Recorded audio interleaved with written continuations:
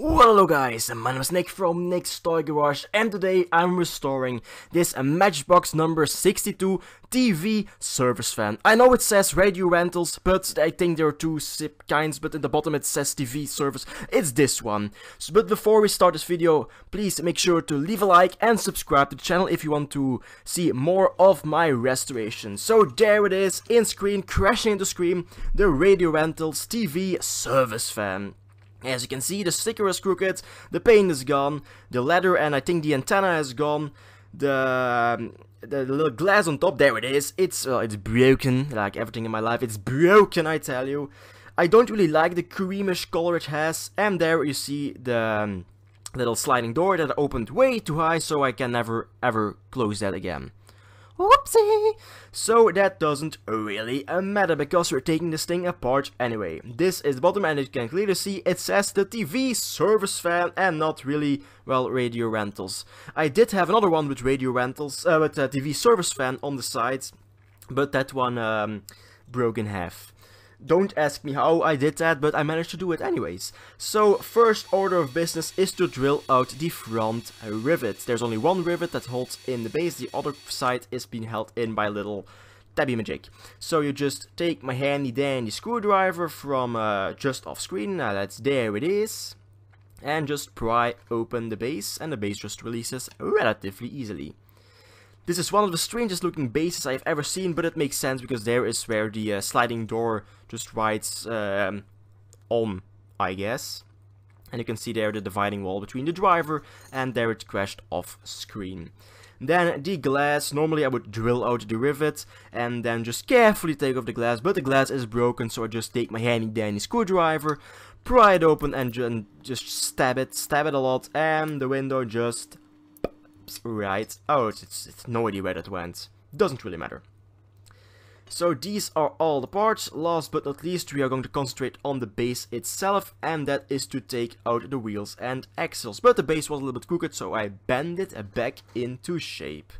Now to take off these wheels and axles, I do put on my glove. On one side you can see kind of a mushroom thingy-majig on the axle, and on the other side there is just, well, a little metal edge that holds on the wheels.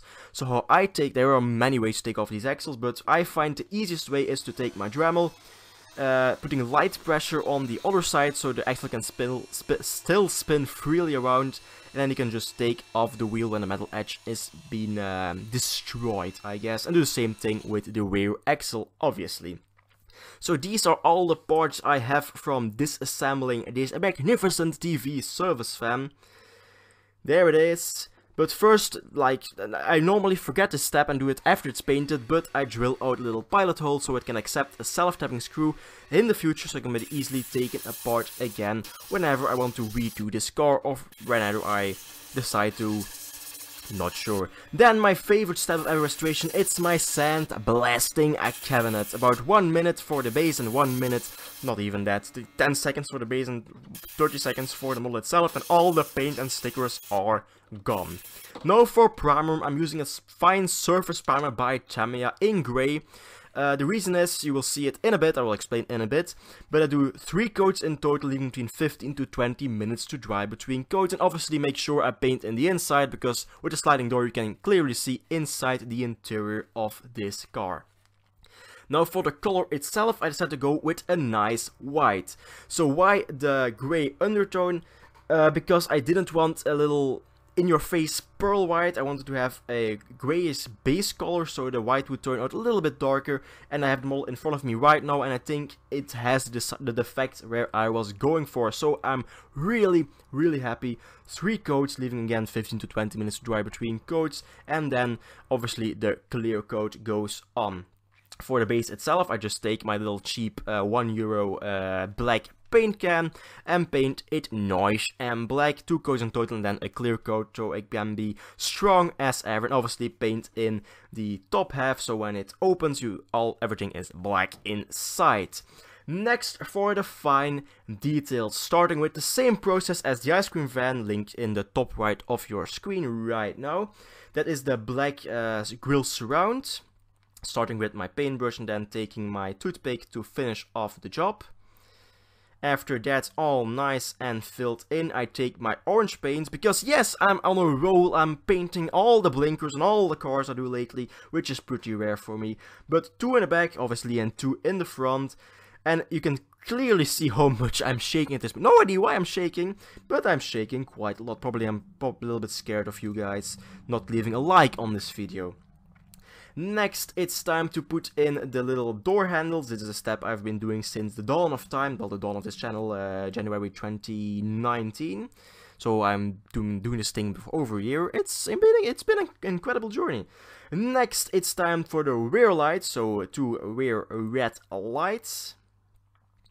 After that is done, I take my silver paint again and paint in the little grill itself, so it really sticks out. I did not do the greatest job, but I'm still really happy with it.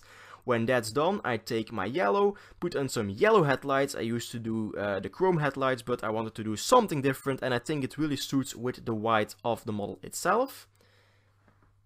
And when that is all done, I take my paintbrush again and paint in the front and rear bumper. The rear bumper is like kind of a divided rear bumper. So I finished off with my toothpick off camera, so I didn't get any of the, well, not much silver on the nice white paint. They can see me finishing off with the toothpick, so I don't ruin my white paint.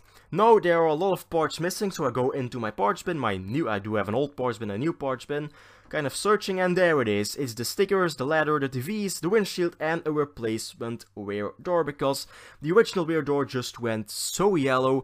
I know there is a kind of way to make them white again with some ultraviolet lighting and things like that, but I just decided to order a new one. It's 1 or 2 euros for a new one, and I was ordering parts.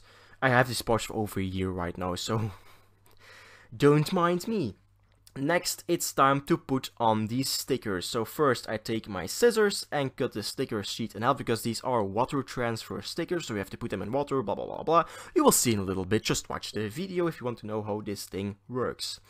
Then I place 1 sticker in my nice waller, then wait about 5 minutes, lay something underneath the glove, take my little cotton bud, make it nice and wet, and then slide off the sticker. Now the sticker broke in half. I pulled it out a little bit too soon, so the R broke off of the Matchbox TV service fan sticker, but no worries, I stitched them back together, and when they dried you couldn't really see that the sticker was ever broken. And I put on the second sticker next to it, so I can make sure the R was kind of straight, and I'm looking at it right now. It's supposed to be a little bit more crooked, but I love the end result. Next, it's time to put on the details on the ladder, the TV, and the antenna. Now, normally everything is red. I kept the ladder and the TVs in red, because not the TVs, the ladder and the antenna in red, because it really suits with the red sticker and the white model. Nick, you put, that's the wrong, there it is. But the TVs I actually gave some details, so they would look, well, kind of realistic. These are TVs from the 70s and 80s, so they're a little bit thick. So there you can see me trying to, well, put on my glove, obviously, otherwise I will paint my nails again. Put the outside border in black, and the inside border, not the border, the inside screen in a kind of matte grayish colorish with a toothpick, so it would look kind of decent. Now for the reassembly, and this was a nightmare, that's why I'm speeding it up. The windshield went in pretty easily, just snap over the original rivet, but then the opening sliding door. I had no idea how I was supposed to reattach that to the model. I placed it in the model on the base, tried to squish it. It took me literally 15 minutes to figure out how this was supposed to go.